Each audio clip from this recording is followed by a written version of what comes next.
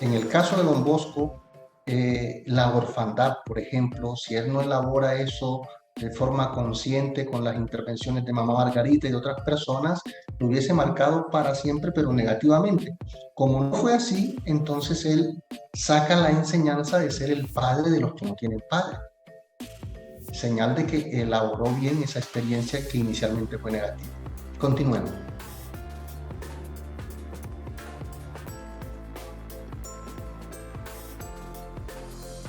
Nos acercamos a la vida de Don Bosco, desde unos hitos o experiencias clave que lo influenciaron hasta lo hondo de su ser.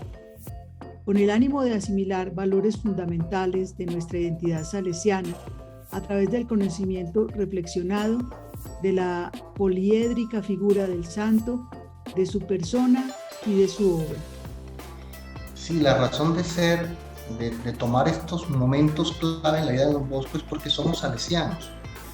Y porque somos salesianos con una responsabilidad bien grande de ser continuadores del carisma que Dios nos dio en la persona de Don Bosco, del don de Dios para los jóvenes, para los demás. Es un imperativo entonces para todo salesiano asimilar el carisma heredado en Don Bosco, para poderlo transmitir, para poderlo garantizar, para poderlo también incluso actualizar cuando es el momento de actualizarlo a través de los tiempos. Y como dice aquí, que es una persona, Don Bosco, con distintas facetas, poliédrico, con varias caras, porque fueron tales las experiencias que lo determinaron que él desarrolló, digámoslo así, múltiples facetas.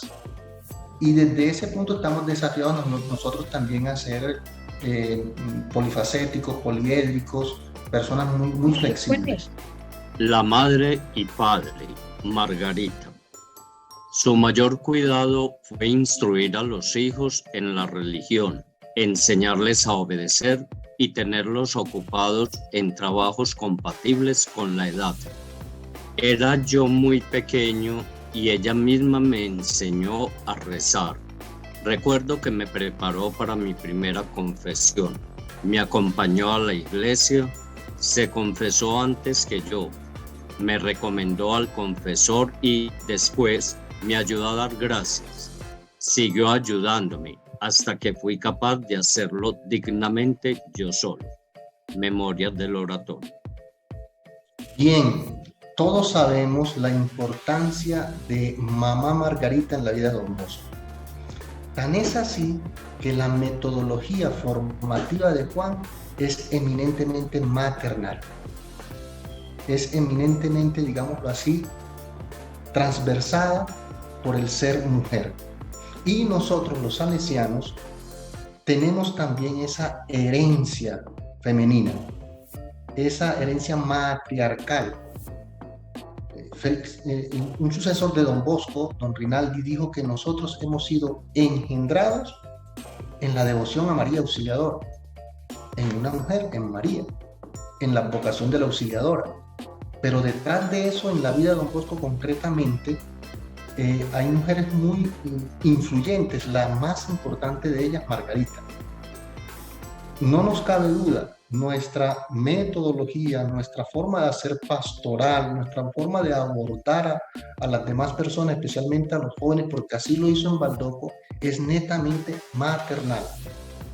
Y esa es una de las claves del éxito también de la pedagogía salesiana. Es pedagogía de la ternura, de la amabilidad, es pedagogía de la acogida, del hospedaje.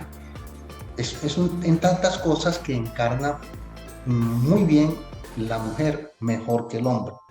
Entonces Margarita, decisiva, porque tuvo que hacer no solamente de madre, sino también de padre, dado el caso de la orfandad de Don Bosco en la parte paterna.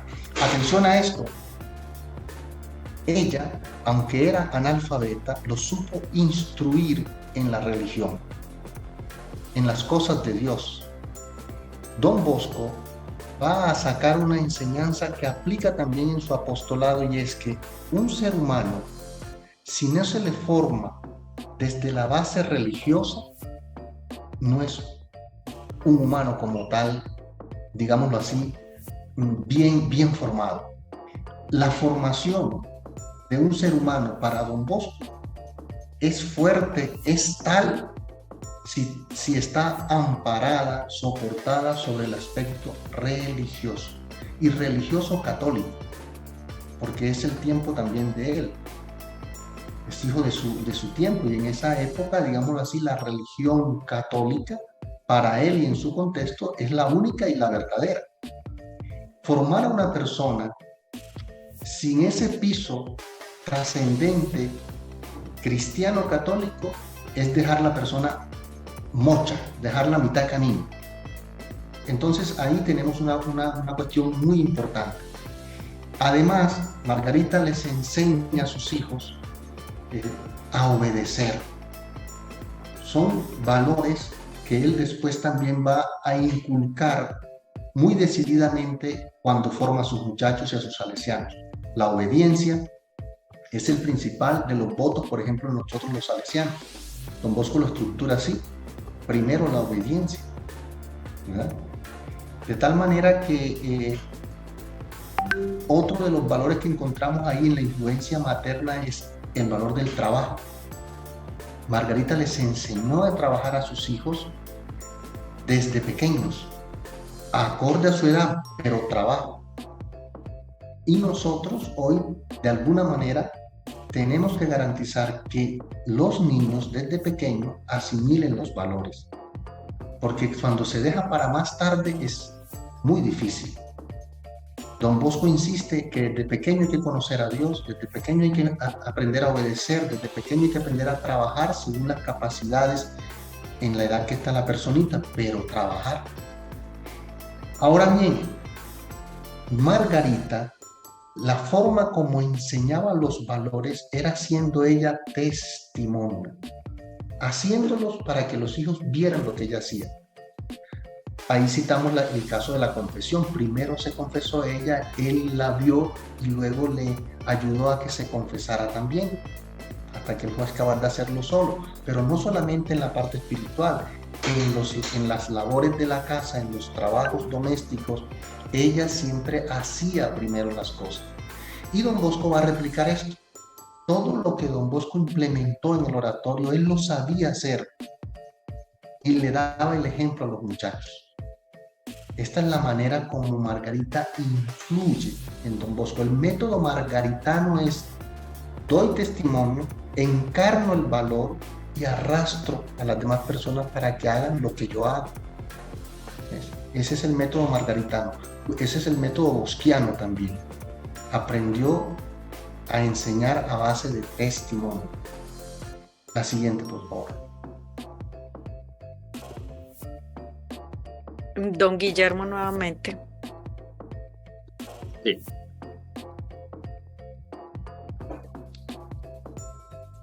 La orfandad y la herencia de la pobreza. Había que mantener a 5 personas. Las cosechas del año, nuestro único recurso, se perdieron por causa de una terrible sequía. Los comestibles alcanzaron precios fabulosos. El trigo se pagó hasta 25 francos la fémina, de 23 litros. El maíz a 16 francos. Algunos testigos contemporáneos me aseguraron que los mendigos pedían con ansia un poco de salvado con que suplir el cocido de garbanzos o judías para alimentarse. Se encontraban personas muertas en los prados con la boca llena de hierbas, con las que habían intentado aplacar su hambre canina. Pero mi buena madre tenía soluciones extraordinarias ante situaciones extremas. Memorias del oratorio. Bien, miren, nosotros, todos los seres humanos, en nuestra infancia, tenemos experiencias tanto positivas y algunas no tan positivas, incluso rotundamente negativas. Si nosotros no sabemos abordar especialmente las experiencias negativas con la ayuda de los adultos que nos acompañan, esas experiencias nos van a determinar el resto de nuestra existencia. Por eso es que en la psicología de hoy se habla del niño interior, en el caso de los varones de la niña interior, en el caso de las mujeres, porque quedaron marcadas en nuestra infancia situaciones que de pronto nos pueden estar bloqueando para que seamos personas felices, para que seamos personas positivas, optimistas, para que seamos personas generosas, etc. Y en el caso de Don Bosco, la orfandad y la pobreza. Si una persona no sabe darle trato a eso, porque le enseñaron a darle ese trato, ahí queda bloqueado para el resto de su existencia. Pero no, mire, Don Bosco, gracias a Margarita y por ese don natural que había recibido ella, gracias también a su formación y al contexto y a las personas que se encontró Don Bosco en su camino, la orfandad, por ejemplo, a él no lo marca negativamente. Y eso lo constatamos porque se propone salir adelante, no se queda ensimismado. Cuando un niño no elabora bien su orfandad, entonces desarrolla como una especie de autismo, se encierra en sí mismo, se bloquea. No, Don Bosco lo conocemos, sabemos que fue capaz de ser una persona social, que fue capaz de ser una persona con ganas de salir adelante, digámoslo en términos de nosotros, como entradorcito. Eso no lo bloqueó a él, y no lo bloqueó que pudo llegar a ponerse la tarea de que así como yo no tuve padre, tuve que superar algunas situaciones, yo voy a ser padre de los que no lo tienen, para que también como yo lo puedan superar. La herencia de la pobreza, que aquí está descrita como miseria, momentos muy difíciles en el contexto y que afectaban la familia, y sin embargo eso a él no lo bloquea. Y sin embargo, para él es una riqueza desde la educación que recibió de su mamá. Uno lee ahí y no hay recursos materiales, pero subrayé la palabra único recurso. ¿Saben cuál es ese único recurso que aprendió Don Bosco de su mamá? Y que es la gran herencia de su existencia. Se llama Dios. De pronto no tenemos grandes riquezas materiales. De pronto no somos de las familias adineradas del contexto, pero tenemos el mejor de los recursos, que es la fe, la confianza en la providencia. Y si tengo eso, lo tengo todo. Más adelante también veremos cómo los amigos son una gran riqueza para Don Bosco. Y son la expresión de esa providencia divina que le va ayudando a alcanzar sus objetivos. Mamá Margarita era la persona capaz de solucionar problemas tan extremos como la miseria. En ese texto que se cita ahí, ella hizo una locura para el criterio de sus vecinos y vecinas.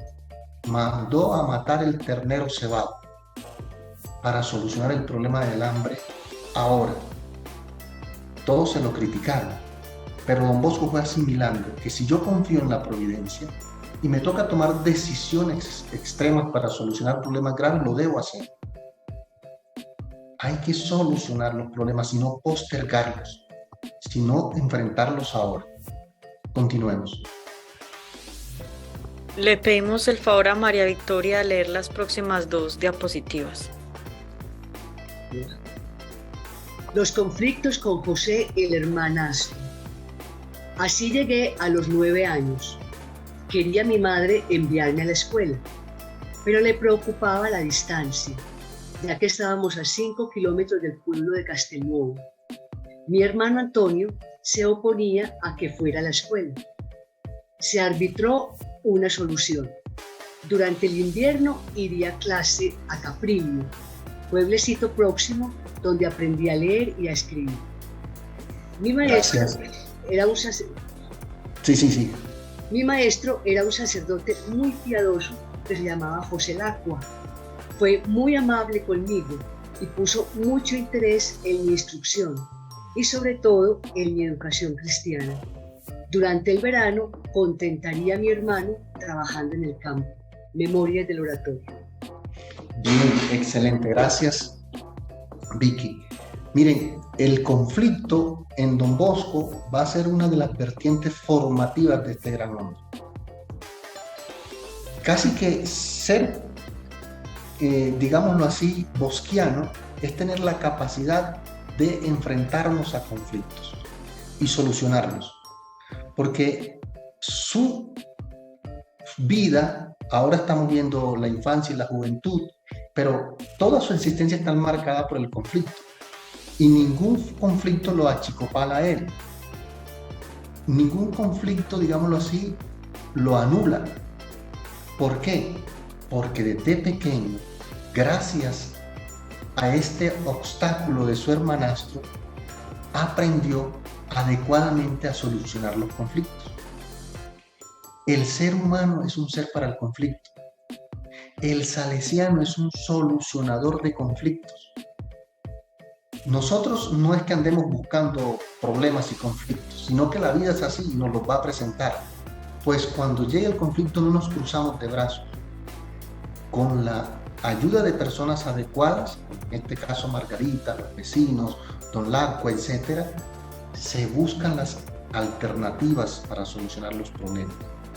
Pero repito, el problema no nos vara, no nos anula, porque somos bosquianos.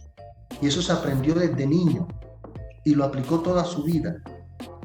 Es más, el conflicto es la gran posibilidad de ir alcanzando altas cumbres. Es tan importante el conflicto que es el impulsador, es como el motor. Es muy interesante esto. Bueno, miren, gracias al conflicto con el hermanastro, él conoce a un piadoso sacerdote que es un gran educador, es un maestro, lleva la tiza por la sangre y aprende una metodología de la amabilidad para enseñar. Metodología que no le podía enseñar a Margarita desde el punto de vista académico porque era iletrada, pero se le enseña este primer amigo, este primer maestro, profesor que tiene, y esto va a ser para toda la vida en Don Bosco. Aprende la metodología, la pedagogía de la amabilidad. Cuando se enseña con amabilidad, el alumno aprende más que cuando se enseña, no sé, con rabia, trancazos, etc. Además aprende algo muy interesante. Como soy cristiano, aún aquel que me genera conflicto, yo lo debo contentar. Imagínense usted. Eso es para meditarlo, ¿no? El hermanastro que lo está maltratando y que no lo quiere dejar estudiar, le voy a dar gusto en mis vacaciones. Para él la vida es solo trabajo. Bueno, en mis vacaciones voy a trabajar y a la par con él y duro para que esté contento y para que vaya comprendiendo que yo también puedo hacer lo que él quiere, pero que termine dejándome hacer lo que yo quiero, mi sueño, que es estudiar. ¿Alguna vez te has preguntado cómo contentar a tu adversario? Esto es típico de Don Bosco. ¿Ves? Bueno, interesante, ¿no? Seguimos.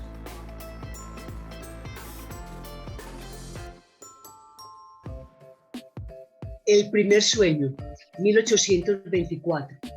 El sueño de los 9 años. Repeticiones del sueño. Primera, 1824, 9 años. Lo encontramos en las memorias biográficas en español en el volumen 1.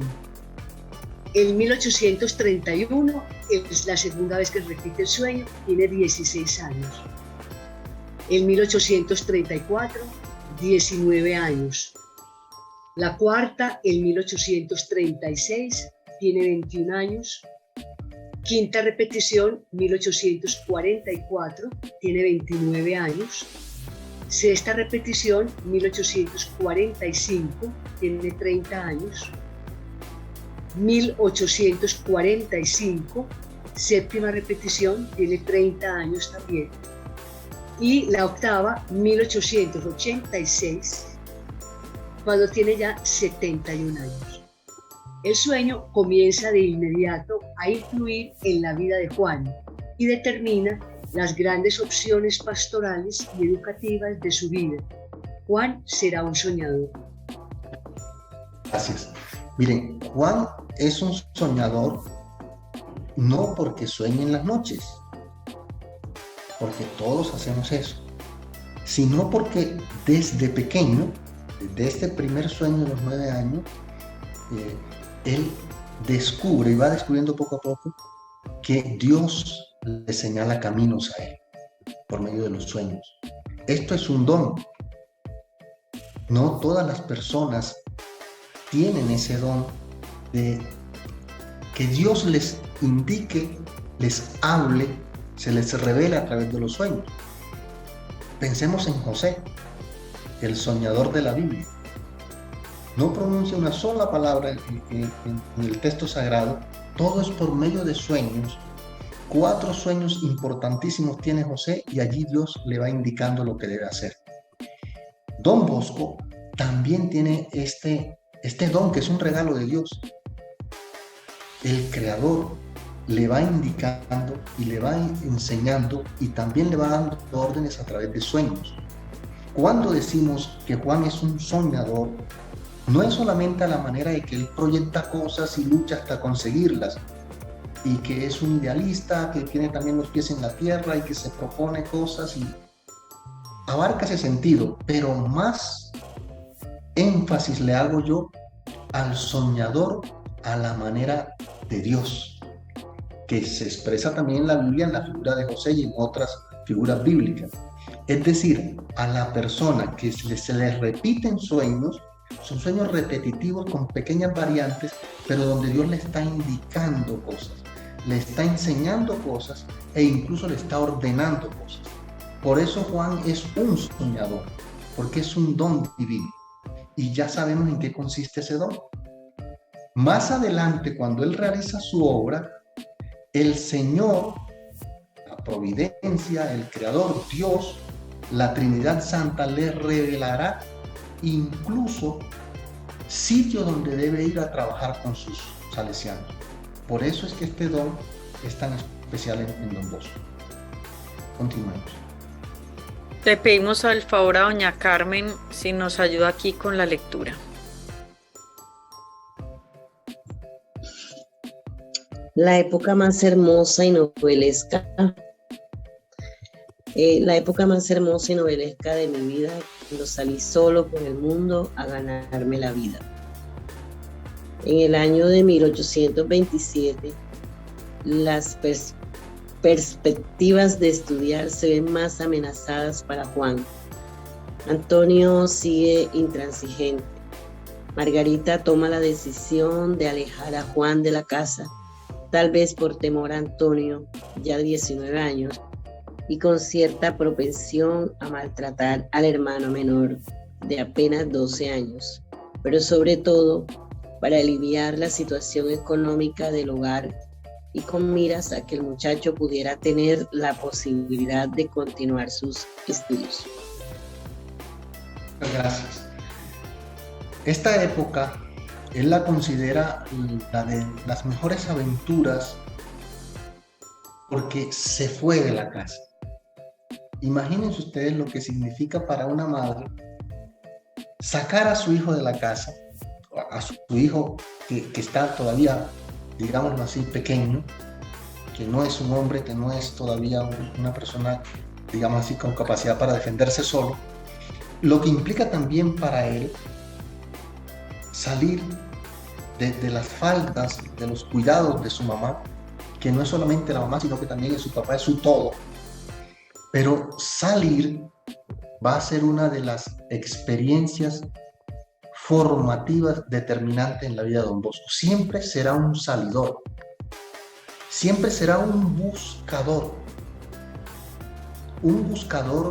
de sentido en primer lugar, porque todo lo vivido hasta ahora, estudiar pese a la oposición del hermano, la riqueza de la pobreza, porque hay un único recurso que es el mejor de todos, que es Dios, la orfandad, porque lo va habilitando para ser el padre de los que no tienen padre, pero salir va a determinar una actitud básica en el ser bosquiano, buscador de sentido.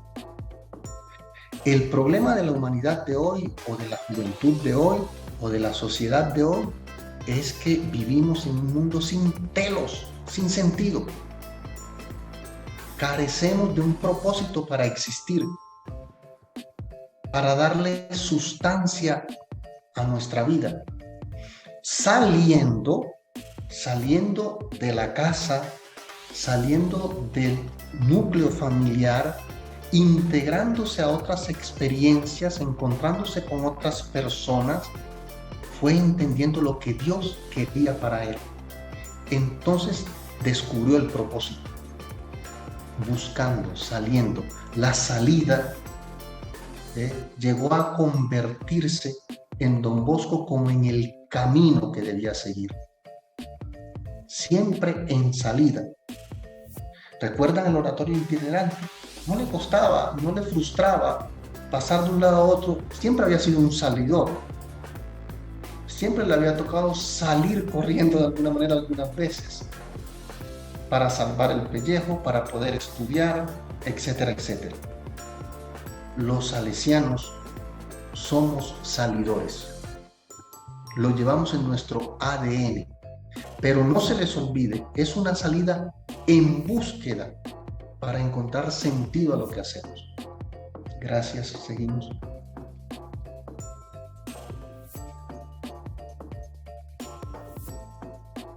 Doña Carmen.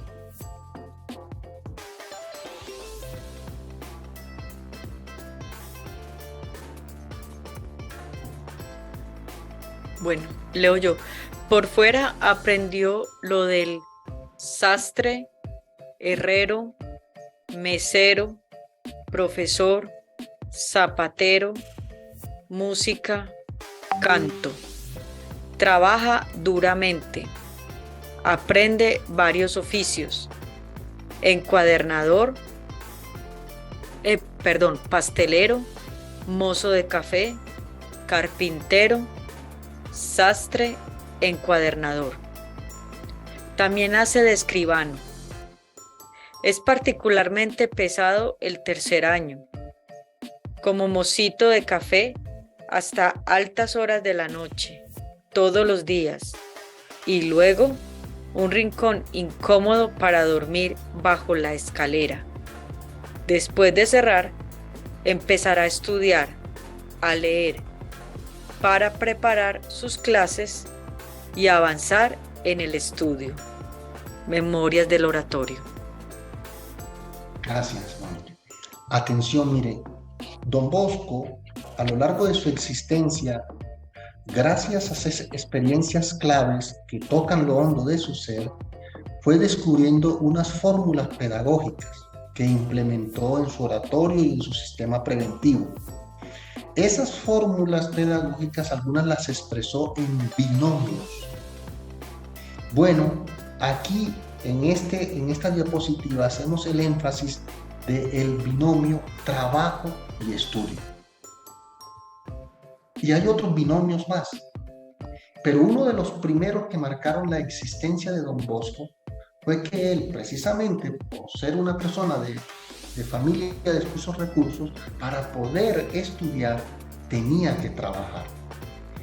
Pero cuando ya él supera esto y empieza a formar jóvenes, él toma la decisión que en su sistema educativo, aunque podía tener a los muchachos solamente estudiando, ¿verdad? Porque él buscaba el sustento y buscaba patrocinadores, digámoslo así, benefactores, él decide que sus muchachos, así como él, deben trabajar y estudiar.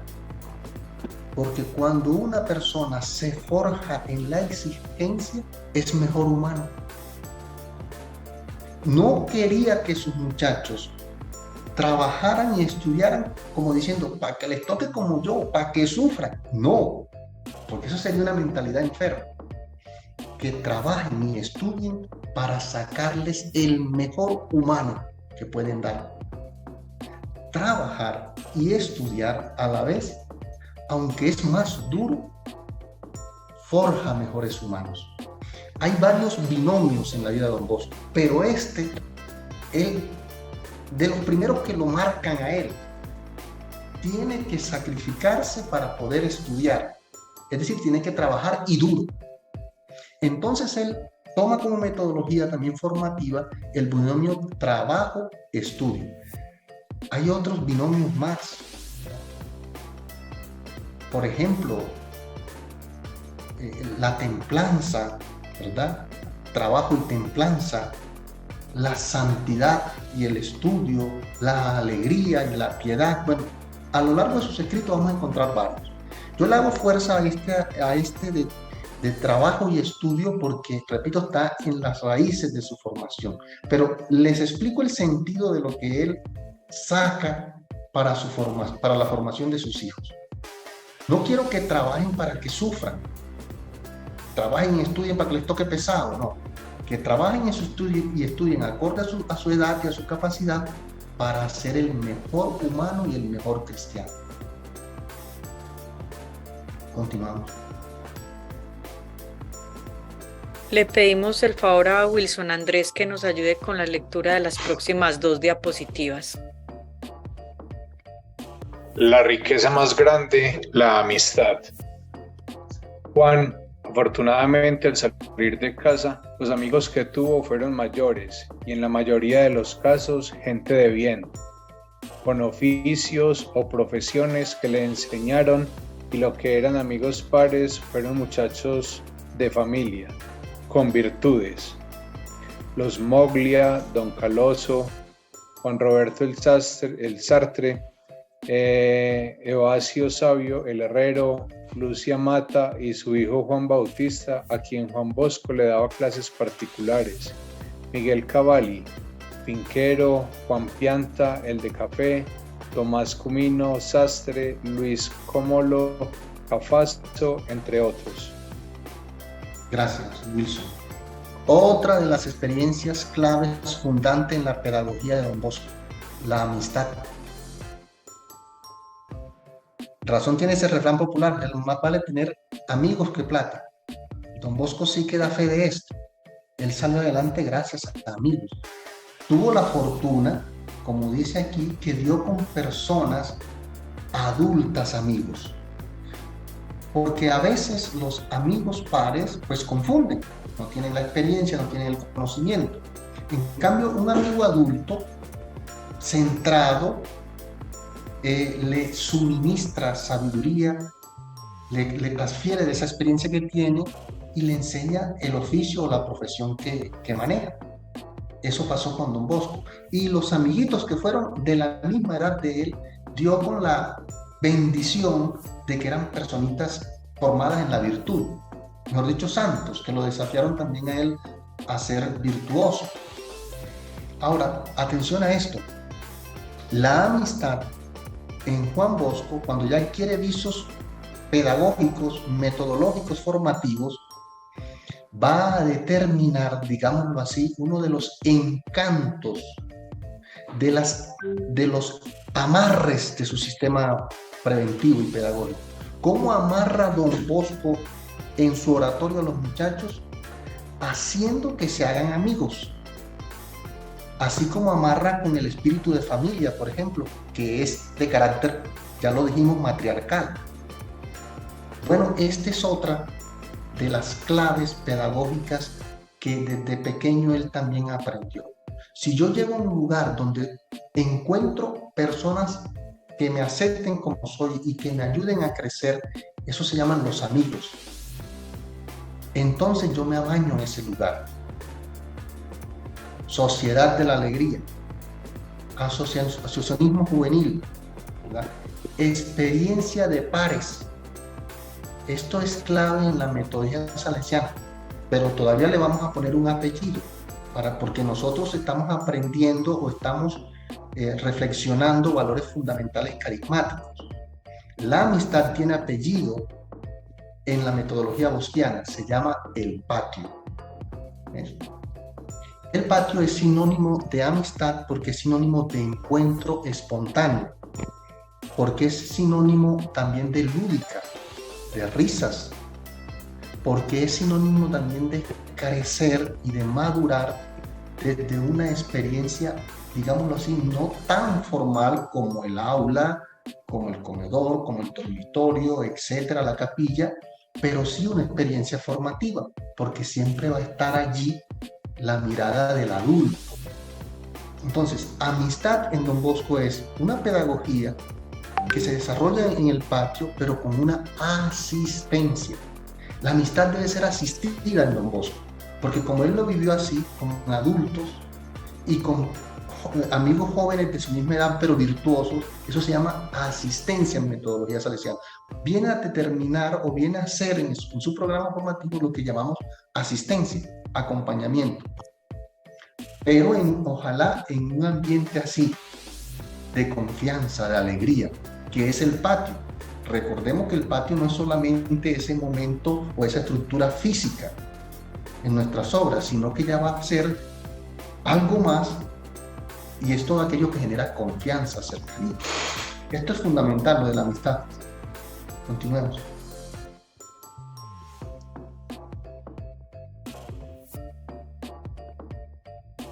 Wilson Andrés. Obra maestra de vida, la buena lectura. Se vuelve un apasionado lector de los clásicos italianos y después de los latinos. Consigue que el librero Elías le preste por módico precio los libros de la Biblioteca Popular editados por José Pomba. Leía un volumen por día, o mejor, por noche. Varias veces me sucedió que me cogía a la hora de levantarme con las décadas de Tito Livio en las manos, cuya lectura había empezado la noche anterior. Esto arruinó de tal forma mi salud que durante varios años mi vida parecía estar al borde de la tumba. Gracias, Wilson. Otra maestra de vida, otra clave fundamental. Don Bosco fue un gran lector y por eso desarrolló también una capacidad de ser un gran maestro, gran formador, un gran orador. Pero cuando ya hablamos de la pedagogía que él implementó, gracias a la lectura, él fue un gran difusor de la buena prensa. Esto también es vertiente bosquiana, esto también es vertiente salesiana, es ADN nuestro, carisma. El salesiano fomenta la buena prensa, bien sea porque escribe él mismo y nos desafiamos a escribir, o bien sea porque multiplica y facilita lo bueno que otro escribe. Esta ventana se la abre él la lectura. La lectura es una amiga también, y ya sabemos lo que amistad significa en la pedagogía salesiana. La lectura es una maestra. La lectura es una buena compañía, es un acompañante, por lo tanto es un asistente también. Ejerce la función de asistencia en el lector. La lectura te abre horizontes. Esos horizontes tú se los contagias, se los propones también a las personitas que Dios pone en tus manos. Una de las claves del éxito de la pedagogía salesiana es porque Don Bosco es un buen lector, que él no lee para sí, él lee para los demás.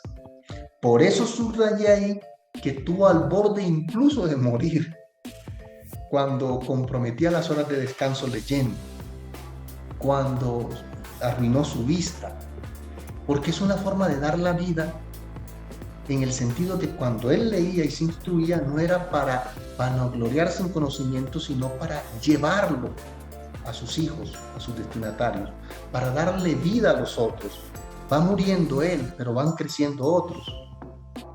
Entonces, de alguna manera ese morir tiene un sentido. Recuerden lo del telos que hablábamos al principio.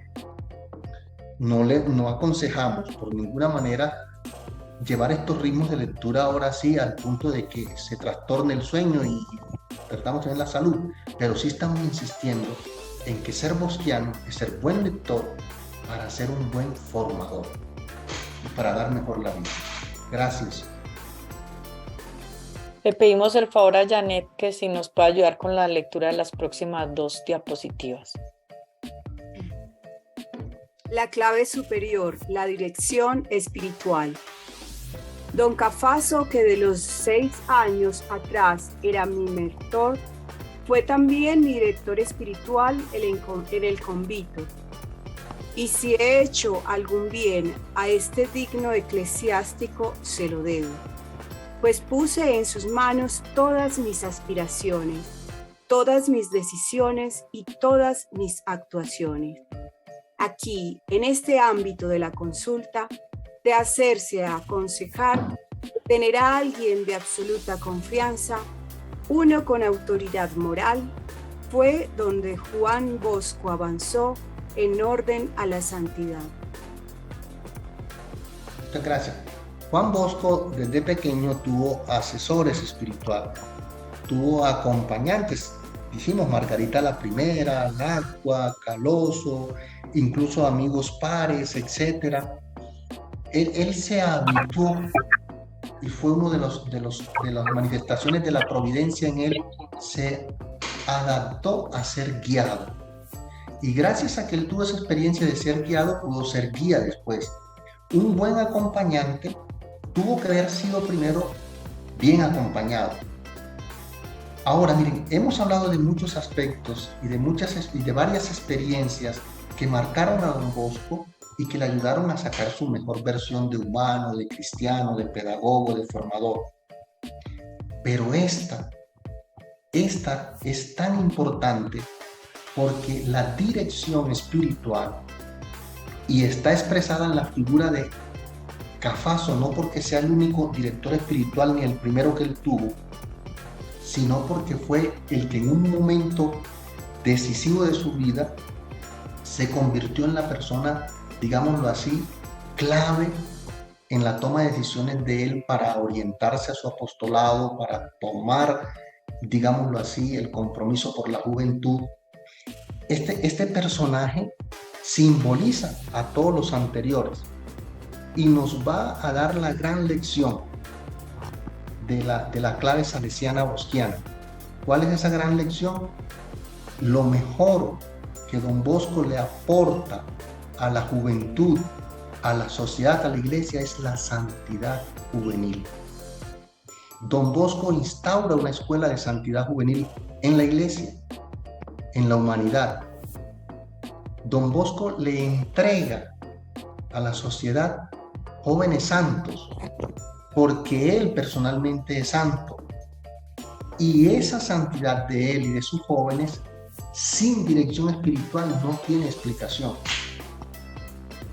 Por eso lo importante de tener un buen confesor, un buen director espiritual, un buen confidente, alguien virtuoso, como dice allí, con autoridad moral.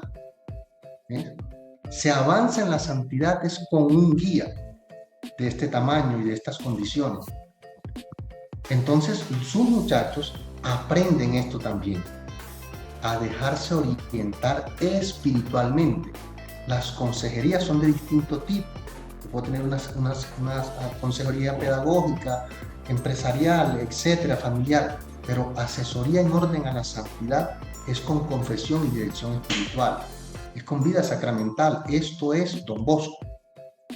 Don Bosco fabricando santos, si me permiten la palabra fábrica de santos. La santidad bosquiana no es de hacer milagros y de hacer cosas extraordinarias, es de cumplimiento gozoso del deber, es de trabajo, ya lo habíamos dicho antes. Ese es un santo salesiano.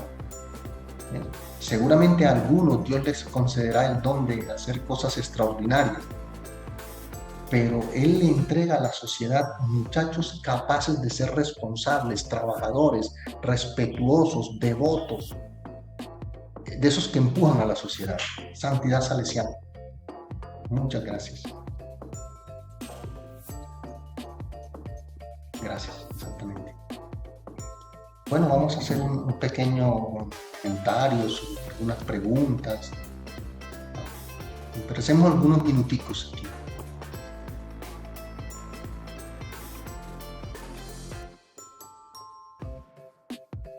Bueno, aquí como tal no hay una pregunta en el chat, pero entonces podemos levantar la mano y tenemos todavía unos minutos para hacer alguna pregunta. Para hacer una resonancia, un comentario, en fin. Sí.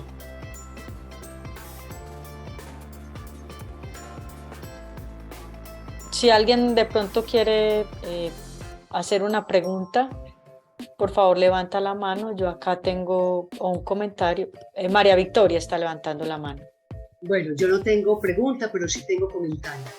Me parece excelente, padre. Muchísimas gracias, porque esta forma de ir descubriendo a don Bosco, de ir viendo cómo todo lo que él vivió tuvo una razón de ser.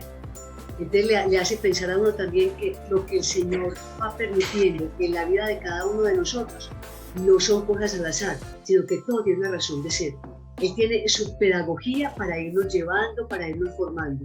De ahí la importancia, y es muy salesiano, el leer los signos de los tiempos, el saber entender por qué esto, por qué lo de más allá, por qué esto me dolió aquí, por qué esto me produjo aquello, por qué se dieron estas cosas. Porque el Señor va haciendo sus cosas, va mostrando caminos, nos va llevando, pero tenemos que aprender a descubrir. Y eso fue lo que sucedió en la vida de don Bosco. Entonces me encantó esta manera de presentarlo y me deja supremamente contenta, porque nos ayuda a nosotros en este año de la memoria, estamos recordando de dónde venimos nosotros como salesianos cooperadores. Nosotros estamos en la cabeza y en el corazón de don Bosco desde un principio. Entonces aquí vamos entendiendo por qué y para dónde es que él nos va llevando, por qué es importante que lo conozcamos desde este punto de vista de toda una razón de ser en su vida, para llevarlo hasta donde lo llevó, hasta realizar la misión que va a empezar la próxima charla. Y así vamos a entender nosotros también que esa es la razón y el sentido de nuestra existencia como salesianos cooperadores. Muchas gracias, padre. Bueno, antes de dar la palabra, porque hay dos que levantaron la mano, el padre Ovidio, padre José Antonio, tenemos varios sacerdotes como aspirantes. El padre Ovidio hace acá una observación, y es la vida de Madre Mazzarello en la pastoral de don Bosco. No sé si el padre está como para puntualizar algo sobre ese comentario. Padre Ovidio. Sí, podemos adelantar algo, ya es en la segunda parte que hace parte del apostolado de don Bosco, y ahí hay una franja interesantísima de responder a las necesidades de las niñas, ya que el contexto no le permitía a él en ese momento mezclar niños y niñas. Entonces Madre Mazzarello va a ser la clave para darle respuesta de santidad y de promoción humana a las niñas. Entonces es fundamental su presencia. Fundamental. Muy bien. No solamente por el trabajo, sino también por la estructuración de la familia salesiana, de las hijas de María Auxiliadora también. Bueno, entonces vamos alternando levantada de mano con chat. Acá en la levantada de mano está doña Carmen. Padre, muy bien. Disculpen la voz porque tengo problemas con la garganta. Pero ahí en el centro de la boda. Pero ahora la imagen no sé cómo sale. Video. Por favor, apagar el. Excelente, padre, todos los aportes que nos dio. Solamente yo me hago un interrogante siempre, o sea, don Bosco pues nunca pasa de moda, ¿no? Su metodología, todas sus ideas aplicadas en la época en que él vivió y se pueden aplicar a la época que vivimos en estos momentos. El interrogante es, o sea, según nos describen en las memorias, los jóvenes de esa época eran como más, les gusta, son más dóciles, eran más dóciles, escuchaban, se dejaban guiar y todo eso. Esta metodología, ¿cómo se puede aplicar en estos momentos cuando nuestros jóvenes son completamente contrarios a esto? O sea, el joven de este momento es más rebelde, están metidos más en las redes sociales, no son creyentes, les gusta llevar la contraria. ¿Hay alguna táctica o algún medio en el cual nosotros podamos hacer esas adaptaciones? Sí, claro, Carmen. Yo creo que una de esas tácticas es aquello que nos enseñó Don Bosco, que dice, por rebelde que sea un muchacho, por problemático, etcétera, algo bueno tiene que tener. Y de ahí se pega el educador salesiano, ¿verdad? Esa es metodología austiana.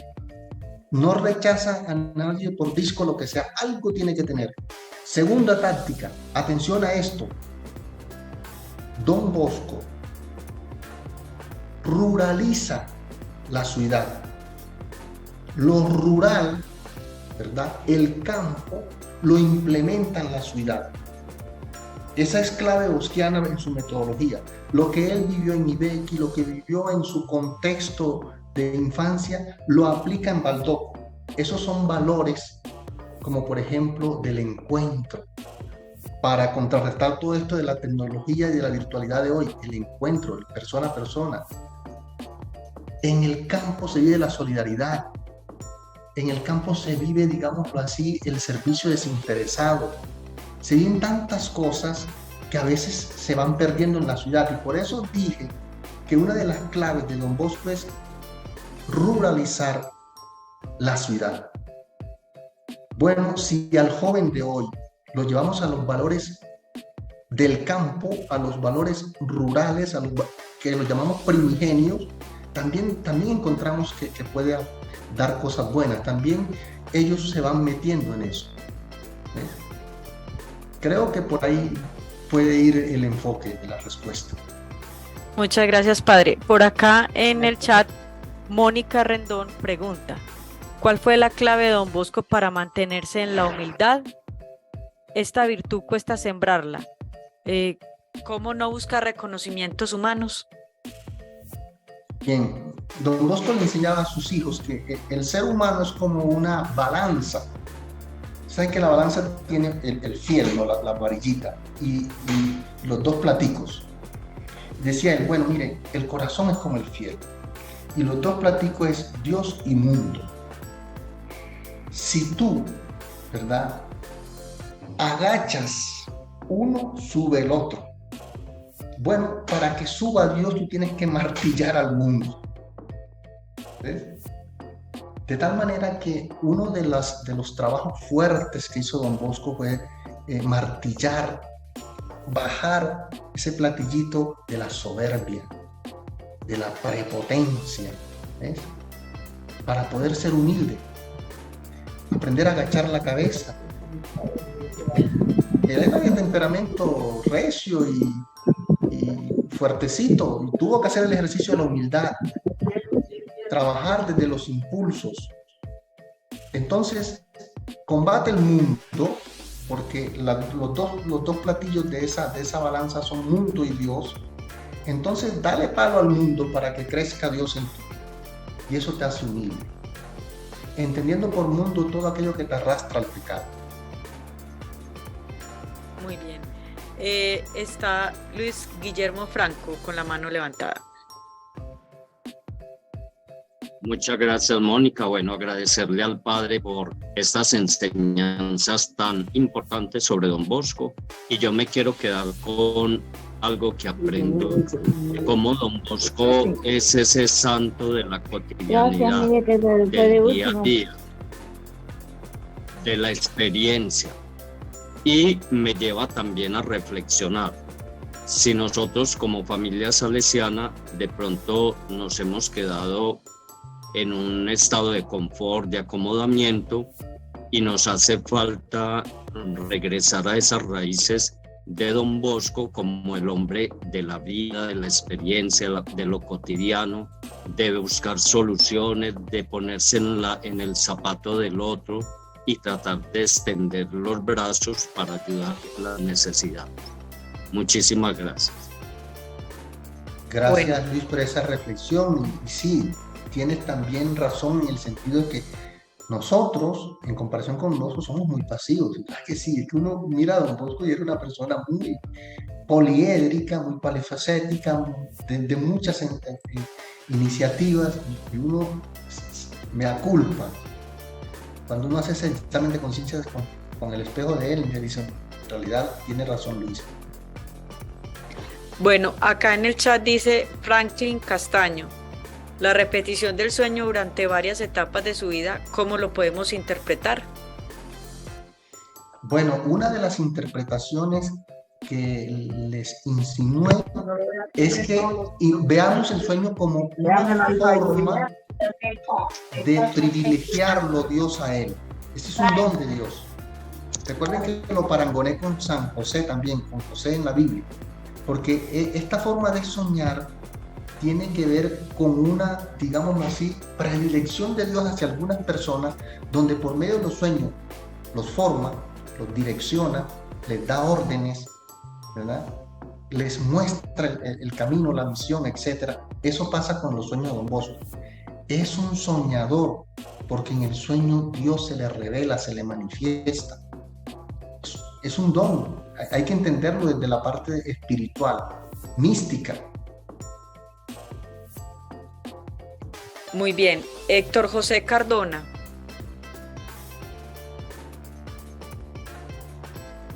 Muy buenas noches, padre. Todo darle las gracias, padre, porque ya ves, llevo mucho tiempo caminando en la asociación y muy pocas veces, poquísimas, me he encontrado con esta forma de presentar la vida de Don Bosco, que lo llena uno de entusiasmo, de vida, que le llena uno de ese querer, de ese buscar, en cierta forma, seguirlo. Pero es que no es en base a tener unos conocimientos, sino más bien a aplicarlos a la vida. Entonces esto me llena y por eso lo felicito, padre. En otra ocasión, muy al principio de mi caminar en la salesianidad, fue con otro sacerdote, ya murió. No recuerdo en este momento, porque también la memoria se le escapa a uno, pero fue muy al principio, que habla mucho sobre la asistencia salesiana. Quería decirle también, padre, que los sueños son un don, pero también es un don la oración. Y Don Bosco supo aprovechar muy bien ese don de mamá Margarita, ese don de la sabiduría, ese don que se da. Mucho nos damos un poquito, nada, un basado. Entonces, Leda, por favor, desactivar el micrófono.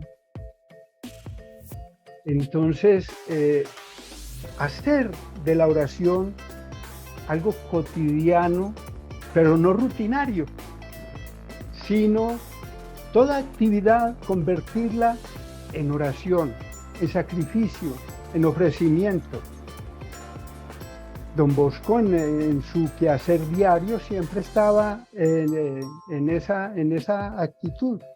Y yo le cuento, padre, que a mí me ha servido mucho, bastante, el tener siempre ese contacto íntimo con el Señor a través de la oración, a través de la palabra. Cómo me va transformando, cómo me va cambiando. Y lo mismo hizo con Don Bosco. Y él tuvo un don muy grande, que fue ese de los sueños, fue elegido. Yo aquí voy, padre, haciendo lo que puedo, ¿cierto? Pero dando un testimonio que es importante.